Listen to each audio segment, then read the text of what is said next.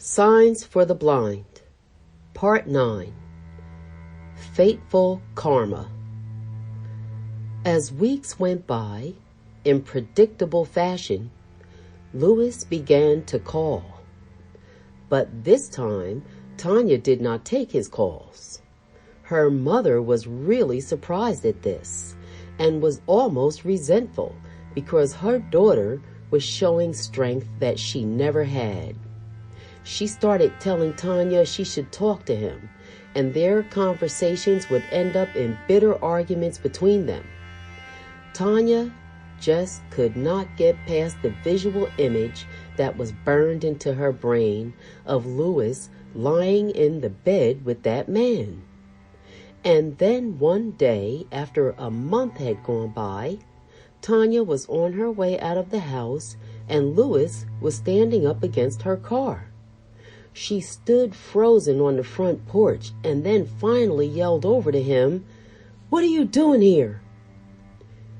He said that he needed to talk to her and that because she wouldn't take his phone calls, he had to come over. She threatened to call the police and he just stood there. She then walked across the street and right past him, opened up her car door, got in and pulled away, almost knocking him down because he was leaning on the car.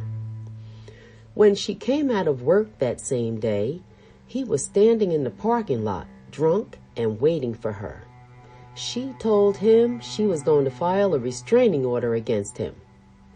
Tanya got into her car, and as she pulled out of the parking space and headed for the exit of the lot that led onto the highway, she saw him stumble, running behind her car, but she just peeled out into traffic and sped away.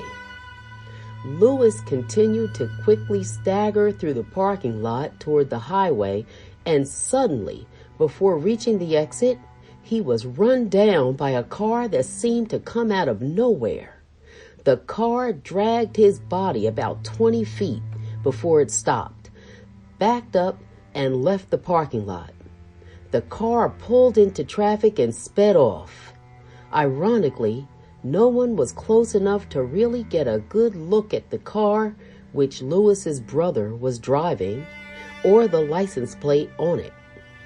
That night, Tanya got a phone call from Louis's mother, who told her what had tragically happened to her son. Tanya was numb as she dropped the phone back into its cradle.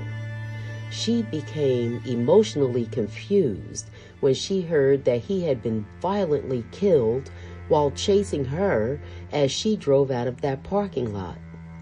She went to sit down on the couch in the living room and felt a tremendous yet guilty relief. "It is over," she said to herself.